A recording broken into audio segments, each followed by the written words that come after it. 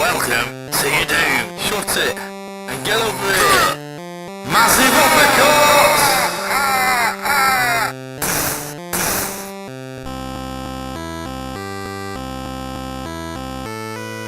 Hello and welcome to another edition of the JabJab Show. Today I'm reviewing the movie Trainspotting. I'd like to thank you for choosing to watch this video. Yeah, okay, so side splitting jokes aside, Trainspotting came out back in 1996. It's directed by Danny Boyle, whose films include Shallow Grave, 28 Days Later, 127 Hours, Slumdog Millionaire, and Steve Jobs.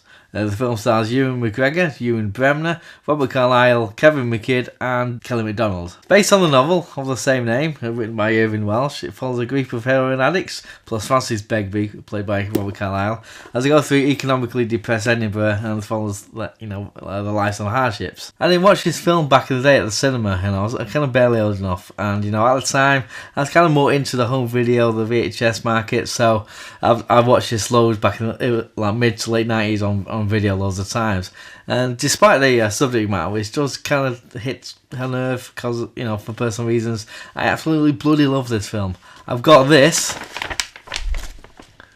This is my original poster from back in the day. I had on my wall and whatever. Here it is on my wall. Well, you get the idea anyway. So with the magic of editing, here I am back in the present day.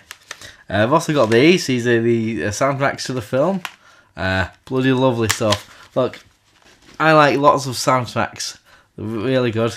These are up there, my very favourite ones. There's more on them later, like I say. I've not got the video anymore, or the videos. I originally did have a video just with the film on, then they got a video, can't remember, it's collector's edition, perhaps it's called, with, the film and a bunch of deleted scenes at the end. I've not got them anymore. I've got this DVD, 2-discer with various definitive edition. It's got 2 discs in that. It's got a commentary and lots of lovely stuff. I do think the Blu-ray does have the same extras on there, but I've got the DVD anyhow. Like I say, I've got the book, and I've got the sequel to the book. And were they ever going to go with that name for the sequel? Maybe not. But bloody lovely anyway. Back in 96, I wasn't really into films as much as I am now.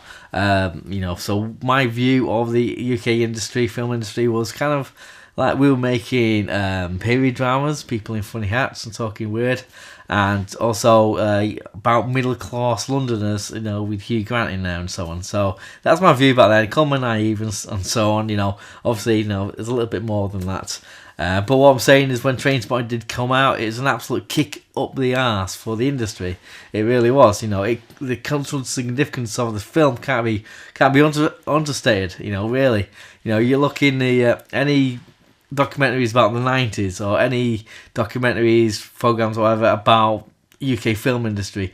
The history. This film will come up, but we guarantee it'll be shown in some way. So the film starts off with the now famous Choose Life speech. This is accompanied by Iggy Pop's Lust for Life, as there's a little chase sequence happening, and then it introduces the characters and what they do and who they are and so forth. And as you watch it, you might come to realise, from my opinion anyway, that none of these characters, perhaps excepting sport, are not very nice people. But they're also very memorable. This is a quite rare exception to the kind of film school rule to say that you need likeable characters in order for your film to work.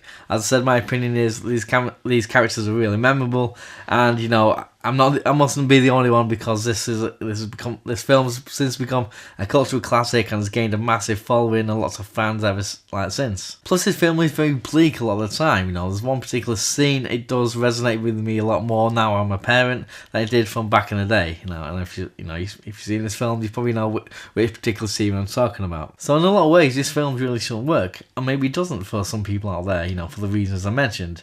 There's probably more instances and reasons why people don't like this film. That's fair play, but for me, I love this film mainly because of the characters, however despicable some of their acts are and so on, and also the script. It's very funny in some places, very dark humour. The soundtrack, like I say, and just a very kinetic, energetic, filmmaking that holds it all together. There's a few scenes of character reflection in here. I mean, apparently it's shite being Scottish. There's also 2 or 3 really tragic turning points in which characters involved take stock and make a conscious decision to change their ways, albeit briefly. So not only is this one of my favourite films, it's one of my favourite book to film adaptations. I mean, I love the book, but beware, it's written in the Scottish dialect, so maybe some people out there might find it difficult to get to grips with how people talk and whatever the terms of phrases and so forth. Also, like in the book, the film does have some of the characters with a stronger accent than the others. I believe the balcony scene where Begbie throws his glass over does that. It was subtitled for the American audience. Personally, once I got my head around how to speak and whatever in the book, I found it easy to follow. A big reason for this I'd probably put down to the fact I've been reading Viz comic for about 25 years now. For those of you unaware of Viz comic, this is what Viz is. This is latest. I think it's the latest edition. Basically, it's a satirical comic. See, it's all very topical.